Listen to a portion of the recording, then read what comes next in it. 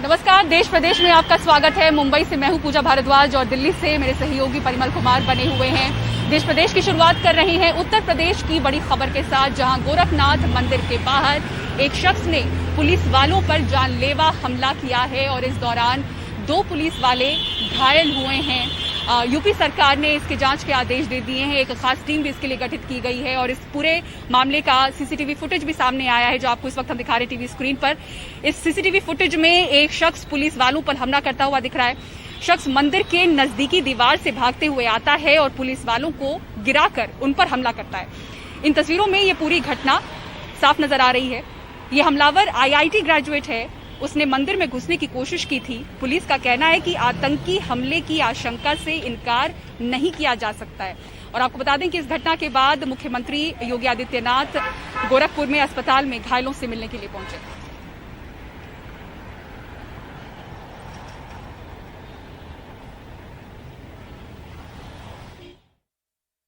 देखिए, इससे नकारा नहीं जा सकता कि ये व्यक्ति जो है, इसके तार कहीं न कहीं से जुड़े रहे हैं। इसका जो इसके इन्वेस्टिगेशन में इससे जो है इस बिंदु पर विशेष रूप से कि आतंकी हमले की साजिश के रूप में है, इस पर भी पूरी गंभीरता से जांच की जा रही है। हमारी ATS इस मामले की जांच कर रही है और STF भी इसमें सहयोग दे रही है जांच में। माननीय मुख्यमंत्री जी ने जो 3 सिपाही थे हमारे, 2 कांस्टेबल्स हमारे PAC के और 1 हमारे नागरिक पुलिस के कांस्टेबल, तीनों लोगों ने जो है गेट पर ही जो है उस आदमी को रोका। उनको हालांकि गंभीर चोट 2 लोगों को लगी है।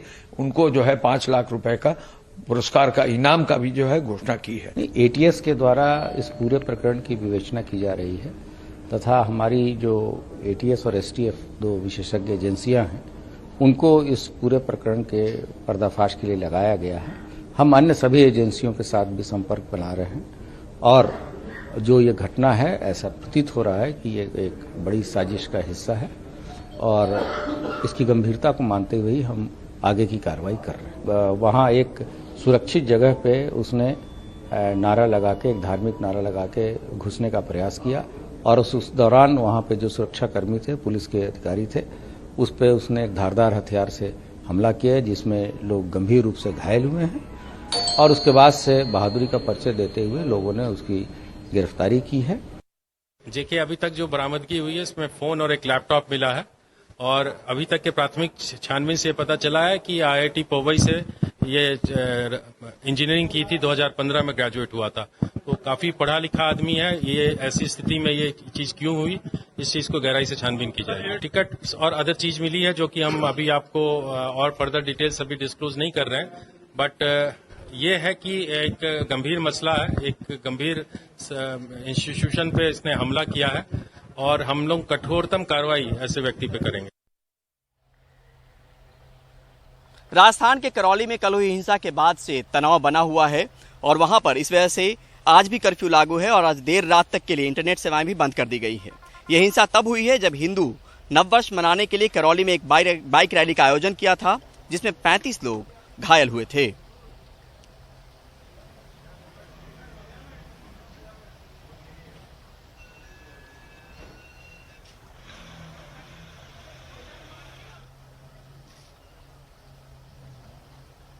जी, तो अभी भी यहाँ पर जो है वो हिंसा जैसी स्थिति है और इसी वजह से कर्फ्यू वहाँ पर जो है वो लगाया गया है।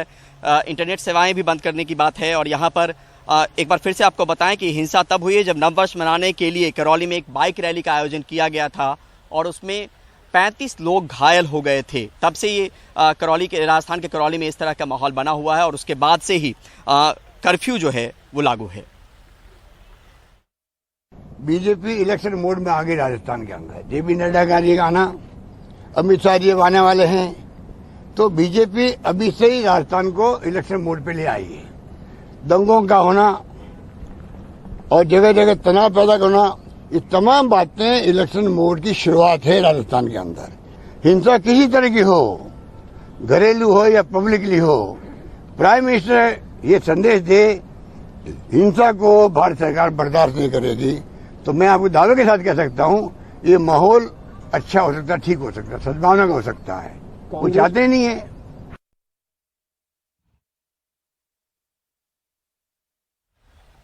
रविवार को बुराड़ी इलाके में हिंदू पंचायत हुई। इस महापंचायत में नरसिंहानंद और जो सुदर्शन चैनल है उसके एडिटर सुरेश चौहानके ने एक संप्रदाय के खिलाफ भड़काऊ भाषण दिया। पुलिस ने मामला तो दर्ज कर लिया है, लेकिन किसी की गिरफ्तारी अब तक नहीं हुई है। वहीं एक महिला पत्रकार समेत 5 पत्रकारों ने कहा है कि इस कवरेज के दौरान उनके साथ बदसलूकी हुई और छेड़छाड़ की भी घटना हुई। देखिए ये रिपोर्ट।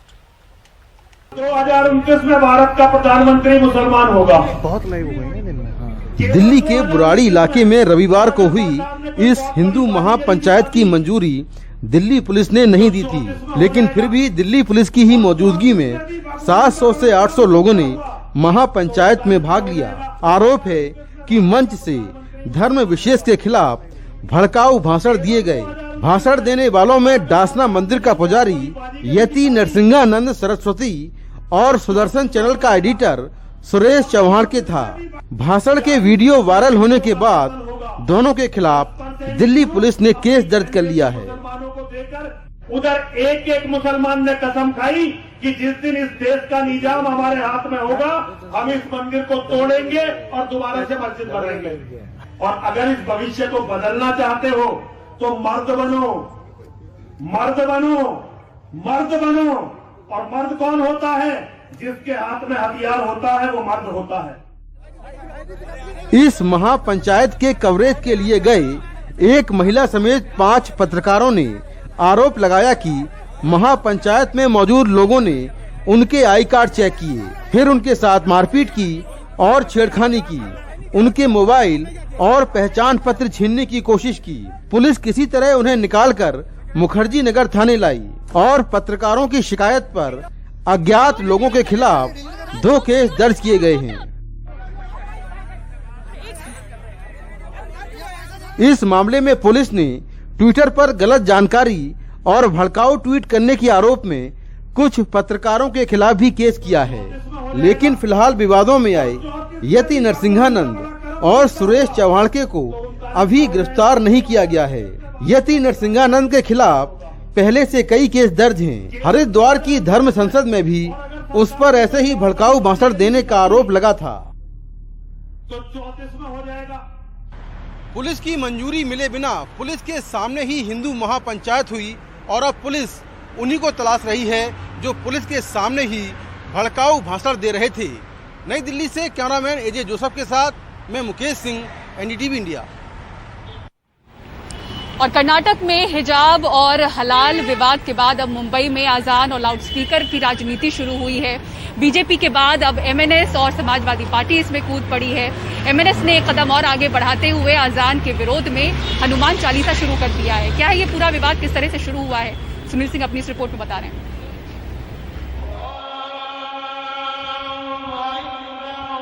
हिजाब और हलाल के बाद अब अजान का मुद्दा गरमा रहा है।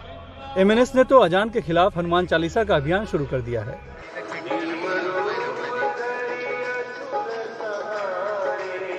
रविवार को मुंबई में एमएनएस कार्यकर्ताओं ने कई जगहों पर बड़े बड़े लाउडस्पीकर लगाकर हनुमान चालीसा का आयोजन किया, लेकिन पुलिस ने लाउडस्पीकर जब्त कर लिए। इसके बाद बीजेपी नेता मोहित कंबोज ने ट्वीट कर पुलिस से पूछा कि क्या मस्जिदों पर लगे लाउडस्पीकरों पर भी कार्रवाई होगी। गुढीपाडव्याच्या आणि नवीन वर्षाच्या आपल्याला सर्वांना मनपूर्वक हार्दिक शुभेच्छा। इससे ठीक एक दिन पहले ही एमएनएस प्रमुख राज ठाकरे ने शिवाजी पार्क की सभा में मस्जिदों पर लगे लाउडस्पीकर से ध्वनि प्रदूषण होने का आरोप लगाया था। पण या मशिदींवरती लागलेले भोंगे हे खाली उतरवावेच लागतील। या सरकारला हा निर्णय घ्यावाच लागेल।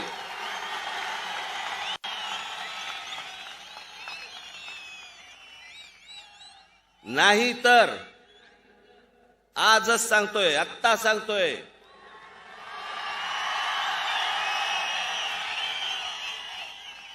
ज्या मशिदीच्या बाहेर हे भोंगे लागतील त्याच्या दुप्पट समोर स्पीकर लावायचे आणि हनुमान चालीसा लावायचा।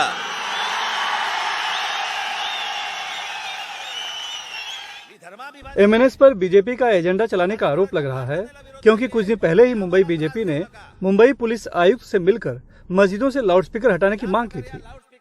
मस्जिदों के अजान के ऊपर लाउडस्पीकर तुरंत बंद कराए जाने चाहिए, ये हमने उनसे मांग की है और उन्होंने कहा है कि इसके बारे में अभी मैं कोई निर्णय नहीं दे पा रहा हूं, पर यदि आने वाले समय में इसका निर्णय नहीं किया हुआ तो सारा हिंदू समाज इसके बारे में आंदोलन करेगा।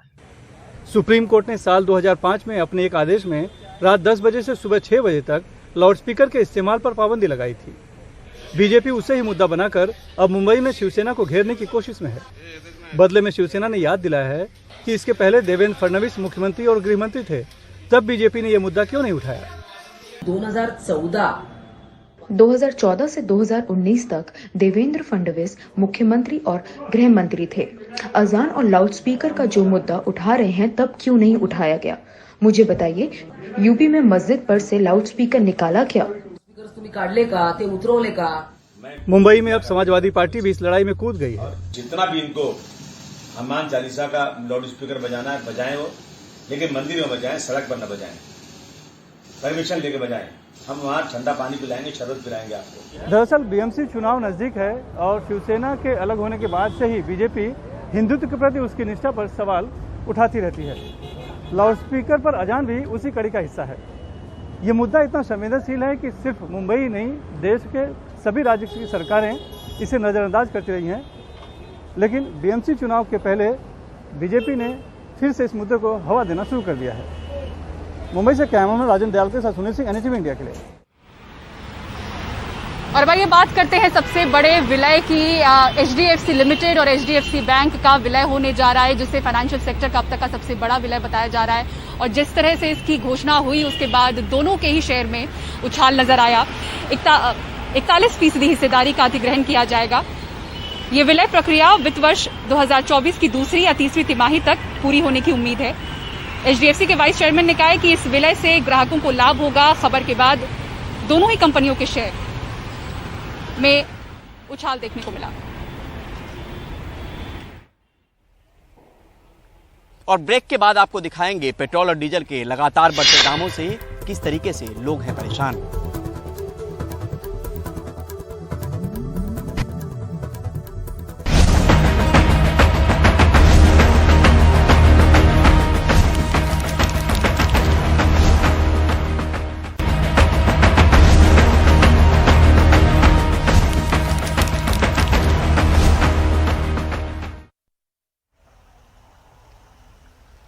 साउथ दिल्ली के मेयर ने कहा है कि नवरात्र के दौरान मीट की दुकानें बंद होनी चाहिए। इस पर हमारे सहयोगी विष्णु सोम ने जानना चाहा कि आखिर इसके पीछे वजह क्या है। कर सकते हैं सूर्यान जी, आप ये गुजरात में भी शायद 1 साल पहले ऐसे कुछ कानून बने थे और बताया गया था कि मीट शॉप्स या meat vendors, street meat vendors को बंद किया जाना चाहिए। वो गैर कानूनी निकला क्योंकि उस आदेश को किसी ने ऑब्जेक्ट किया और शायद कोर्ट पे गया था, पर जो भी हो ये उसको रिवर्स किया गया था। आपका ये आदेश ये लीगली वायबल है? हम तो ये 9 दिन के जो हमारे जो हिंदू देश है, हमारा भारत देश है, हम इन 9 दिनों की बात करें। हमारा देश हिंदू देश सिर्फ नहीं है, हमारा देश एक देश है जिसमें लोग कई धर्म के होते हैं। जहाँ हम लोग नवरात्रों की बात करते हैं, जहाँ हम लोग दुर्गा पूजा करते हैं, जहाँ हम लोग नवरात्रों में माता की पूजा करते हैं, परिवार में सब लोग फास्ट रखते हैं, तो मैंने इस चीज को देखते हुए इसको पूरी तरह से लागू करने का फैसला लिया है। और अब आइए पेट्रोल डीजल की बात करते हैं। महंगाई के इस दौर में पेट्रोल डीजल की कीमत लगातार बढ़ती जा रही है।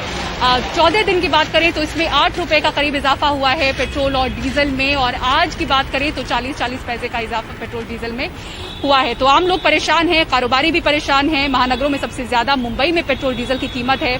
यहाँ पेट्रोल 118 रुपए 83 पैसे प्रति लीटर है, डीजल 103 रुपए 7 पैसे प्रति लीटर बिक रहा है।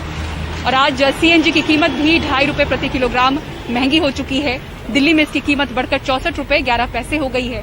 बीते 4 दिनों में दूसरी बार सीएनजी के दाम बढ़े हैं, जबकि बीते 1 महीने में 6 बार कीमतें बढ़ी हैं। पेट्रोल दाम ज्यादा नहीं बढ़ते तो ठीक रहता, हमारा बाकी चीज भी चलता। आगे भी देखना है कि बिजली का बिल होगा, पानी का बिल होगा, सबका भरना होता है, तो इसमें ज़्यादा वो नहीं हो रहा इसमें।